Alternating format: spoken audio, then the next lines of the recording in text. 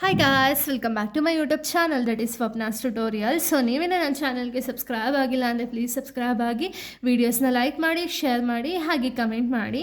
So ಇವತ್ತು ನಾನು ಮಾಡ್ತಿರೋ ಸಬ್ಜೆಕ್ಟ್ ಯಾವುದು ಅಂದರೆ ಫೋರ್ತ್ ಸೆಮ್ BComನ ಒಂದು ಕನ್ನಡ ಸಬ್ಜೆಕ್ಟ್ನ ಎಕ್ಸ್ಪ್ಲೈನ್ ಮಾಡಿದ್ದೀನಿ. ಅದರಲ್ಲಿ ನಾನು ಕ್ವಶನ್ ಪೇಪರ್ ಪ್ಯಾಟ್ರನ್ನ ಎಕ್ಸ್ಪ್ಲೈನ್ ಮಾಡ್ತಿದ್ದೀನಿ. ಓಕೆನಾ? ಈ ಪ್ಯಾಟ್ರನ್ ಗೊತ್ತಿದ್ರೆ ಮಾತ್ರ ನಿಮಗೆ ಯಾವ ರೀತಿ ಕ್ವಶನ್ಸ್ ಅನ್ನೋದು ಅರೈಸ್ ಆಗ್ಬೋದು, ಎಲ್ಲೆಲ್ಲಿ ಎಷ್ಟೆಷ್ಟು ಮಾರ್ಕ್ಸ್ ಅಂತ ಹೇಳಿ ಪ್ರಾಪರಾಗಿ ಗೊತ್ತಾಗುತ್ತೆ. ಓಕೆನಾ? ಸೊ ನೀವು ಟೋಟಲಾಗಿ 80 ಮಾರ್ಕ್ಸಿಗೆ ನಿಮಗೆ ಕ್ವಶನ್ ಪೇಪರ್ ಅನ್ನೋದು ಫ್ರೇಮ್ ಆಗುತ್ತೆ ಅಲ್ವಾ. 80 ಮಾರ್ಕ್ಸಲ್ಲಿ ನಿಮಗೆ ಕನ್ನಡದಲ್ಲಿ ನೀವು ಆರಾಮಾಗಿ, ಅಂದರೆ ನಮ್ಮ ಒಂದು ಮಾತೃಭಾಷೆ ಏನಿದೆಯಲ್ಲ ಕನ್ನಡ, ಸೊ ಇದರಲ್ಲಿ ನೀವು ಆರಾಮಾಗಿ ಸ್ಕೋರ್ ಅನ್ನೋದನ್ನ ಮಾಡ್ಬೋದು. ಯಾಕೆಂದರೆ ನಾವು ಯಾವಾಗಲೂ ಕೂಡ ಕನ್ನಡದಲ್ಲೇ ಮಾತಾಡೋ ರೀಸನಿಂದ ಕನ್ನಡ ನಮಗೆ ತುಂಬ ಈಸಿ ಸಬ್ಜೆಕ್ಟ್ ಆಗಿರಬೇಕಲ್ವಾ. ಅಂದರೆ ಏನೋ ತುಂಬ ಈಸಿ ಅಂದರೆ ಏನೋ ನಾವು ಕಂಪ್ಲೀಟಾಗಿ ಅರ್ಥ ಮಾಡ್ಕೊಂಡಿರ್ಬೇಕು. ಓಕೆನಾ? ಈ ಸಬ್ಜೆಕ್ಟ್ನ ಅವಾಗ ಮಾತ್ರ ನಮಗೆ ಏನೇ ಒಂದು ಅದ್ರ ರಿಲೇಟೆಡ್ ನಾವು ಅವ್ರು ಏನೇ ಕೇಳಿದ್ರು ಕೂಡ ಅದನ್ನು ಬರೆಯೋ ರೀತಿ ಇರಬೇಕು. ಓಕೆನಾ? ಆ ರೀತಿ ನೀವು ಕಂಪ್ಲೀಟಾಗಿ, ಇವಾಗ ನಾನು ಲೆಸನ್ಸ್ ಏನು ಮಾಡಿದ್ದೀನಲ್ಲ, ಲೆಸನ್ಸ್ ಆ್ಯಂಡ್ ಪೋಯಮ್ಸು, ಅದನ್ನೇ ನೀವು ಪ್ರಾಪರಾಗಿ ನೋಡಿದ್ರೆ ಸಾಕು. ನಿಮ್ಗೆ ಆ ಲೆಸನ್ಸಲ್ಲಿ ನಿಮ್ಗೆ ಯಾವುದೇ ಕ್ವಶನ್ನ ಕೇಳಿ, ವೆದರ್ ಅವರು ಒಂದು 5 ಮಾರ್ಕ್ಸ್ಗೆ ಕೇಳಲಿ ಅಥವಾ 10 ಮಾರ್ಕ್ಸ್ಗೆ ಕೇಳಲಿ, ನೀವು ಆರಾಮಾಗಿ ಬರೀಬೋದು. ಓಕೆನಾ? ಕಂಪ್ಲೀಟಾಗಿ ಲೆಸನ್ ಸ್ಟೋರಿ ಏನಿದೆಯಲ್ಲ, ಸ್ಟೋರಿನ ಅರ್ಥ ಮಾಡಿಕೊಂಡ್ರೆ ಸಾಕು, ಆರಾಮಾಗಿ ಬರಿಬೋದು. ಓಕೆನಾ? ಸೊ ನೋಡಿ, ಕ್ವಶನ್ ಪೇಪರ್ ಪ್ಯಾಟ್ರನ್ ನಾನು ಆಗಲೇ ಹೇಳ್ದಂಗೆ 80 ಮಾರ್ಕ್ಸಿಗೆ ಬರುತ್ತೆ. ಸೊ ಇದರಲ್ಲಿ ನಿಮಗೆ ಸೆಕ್ಷನ್ 5ವರೆಗೂ ಇರುತ್ತೆ. ಓಕೆ, ನಾನೇ ಏನೋ ಮೇನ್ 5ವರೆಗೂ ಇರುತ್ತೆ. ಸೊ ಫಸ್ಟ್ ಮೇನ್ ನಿಮ್ಗೆ ಏನು ಕೇಳ್ತಾರೆ ಅಂದರೆ, ಈ ಕೆಳಕಂಡ ಪ್ರಶ್ನೆಗಳಿಗೆ 6ಕ್ಕೆ ಉತ್ತರ ಬರೆಯಿರಿ ಅಂತ ಹೇಳಿದ್ದಾರೆ. ಅಂದರೆ ಏನು, ಏನೇ 6 ಆಫ್ ದ ಫಾಲೋಯಿಂಗ್ ಕ್ವಶನ್ಸ್ಗೆ ನಾವು ಆನ್ಸರ್ ಮಾಡಬೇಕು. ಓಕೆನಾ? ಸೊ ನೋಡಿ, 2 × 6 12 ಮಾರ್ಕ್ಸ್ ಸಿಗುತ್ತೆ ನಿಮಗೆ. ಫಸ್ಟ್ ಮೇನಲ್ಲಿ 12 ಮಾರ್ಕ್ಸ್ ಸಿಗುತ್ತೆ. ಓಕೆನಾ? ಇಲ್ಲಿ ನಿಮಗೆ ಟೋಟಲಾಗಿ 8 ಕ್ವಶನ್ಸ್ ಕೊಟ್ಟಿರ್ತಾರೆ. 8ಅಲ್ಲಿ ಜಸ್ಟ್ ನೀವು 6 ಮಾತ್ರ ಬರೀಬೇಕು. ಓಕೆನಾ?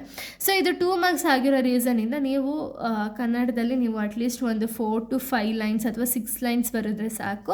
ಆ್ಯಂಡ್ ಏನು ಅಂದರೆ, ನನ್ನ ಒಂದು ಒಪಿನಿಯನ್ ಏನು ಅಂದರೆ, ಇವನ್ ನಾನು ಕೂಡ ಕನ್ನಡ ಬರೆದು ಬಂದಿರೋ ರೀಸನಿಂದ, ಸೊ ನೋಡಿ, ನಾನು ಸೆಕೆಂಡ್ ಸೆಮ್ಮಲ್ಲಿ, ಓಕೆನಾ, ಸೆಕೆಂಡ್ ಸೆಮ್ BCom ಮಾಡಬೇಕಾದ್ರೆ ಕನ್ನಡದಲ್ಲಿ ನನಗೆ 98 ಮಾರ್ಕ್ಸ್ ಬಂದಿತ್ತು. ಓಕೆನಾ? 100ಗೆ 98 ಮಾರ್ಕ್ಸ್ ಬಂದಿತ್ತು.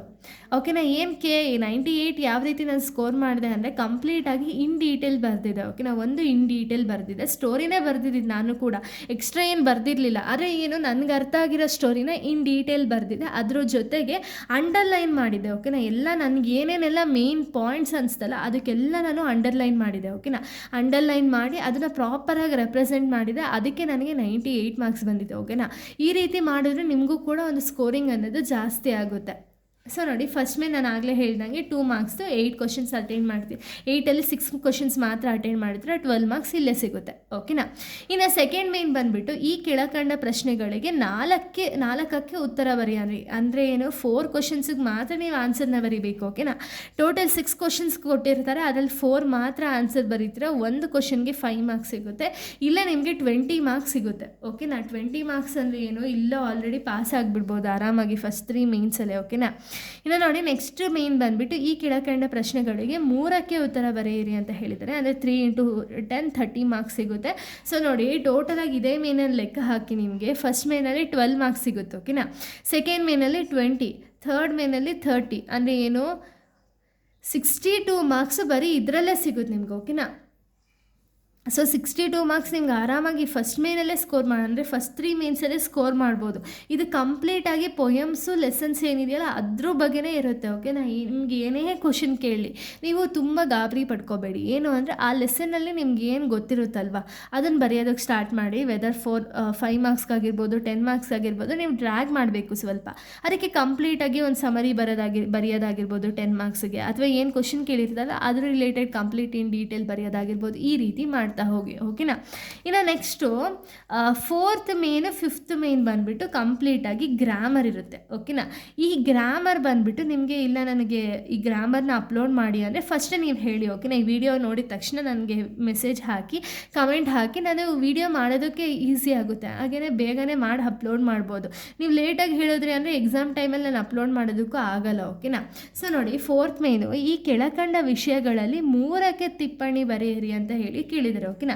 ಇಲ್ಲಿ ನಿಮಗೆ ಒಂದು 5 ಕ್ವಶನ್ಸ್ ಕೊಟ್ಟಿರ್ತಾರೆ. 5ಅಲ್ಲಿ ನೀವು 3ಕ್ಕೆ ಮಾತ್ರ ತೊಗೊಂಡು ಟಿಪ್ಪಣಿ ಅನ್ನೋದನ್ನ ಬರೀಬೇಕು. ಇಲ್ಲಿ 4 ಕೊಟ್ಟಿರ್ತಾರೆ, ಅಂದರೆ ಯಾವ್ದಾದ್ರು 3 ಕಲ ಬರೀಬೇಕಾಗಿರೋದು. 4 ಮಾರ್ಕ್ಸ್ ಒಂದು ಕ್ವಶನ್ಗೆ, ಅಂದರೆ 12 ಮಾರ್ಕ್ಸ್ ನಿಮಗೆ 4th ಮೇನಲ್ಲೇ ಸಿಗುತ್ತೆ. ಓಕೆನಾ? ಸೊ ನೆಕ್ಸ್ಟು ಅಭಿವ್ಯಕ್ತಿ ಯಾವುದಾದರೂ ಒಂದಕ್ಕೆ ಉತ್ತರಿಸಿ, ಅಂದರೆ ಏನು, ನಮ್ಮ ಒಂದು ಓನ್ ಒಪಿನಿಯನ್ ಏನಿರುತ್ತಲ್ಲ ಅದ್ರ ಬೇಸಿಸ್ ಮೇಲೆ ಬರೀತಾ ಹೋಗ್ತೀವಿ.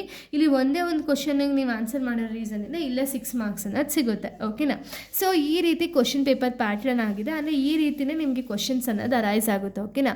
So grammar part just 2 parts ಮಾತ್ರ ಗ್ರಾಮರ್ ಇರುತ್ತೆ, ಈಸಿಯಾಗಿ ಬರೀಬೋದು. ಆ್ಯಂಡ್ ನಿಮ್ಗೆ ಏನಾದರೂ ಗ್ರಾಮರ್ ಬೇಕು ಅಂದರೆ ನನಗೆ ಕಮೆಂಟ್ ಹಾಕಿ. ಅದ್ರ ಜೊತೆಗೆ ಇದೆಲ್ಲ ನಿಮಗೆ ಥಿಯರಿ ಪಾರ್ಟಲ್ಲಿ ಇರುತ್ತೆ. ಓಕೆನಾ. ಸೊ ಇಲ್ಲಿಗೆ ಒಂದು ವಿಡಿಯೋ ಅನ್ನೋದು ಕಂಪ್ಲೀಟ್ ಆಗುತ್ತೆ. ನೆಕ್ಸ್ಟ್ ವೀಡಿಯೋದಲ್ಲಿ ಕನ್ನಡ ಇಂಪಾರ್ಟೆಂಟ್ ಕ್ವಶನ್ಸ್ನ ಎಕ್ಸ್ಪ್ಲೈನ್ ಮಾಡ್ತೀನಿ. So thank you guys, thanks for watching.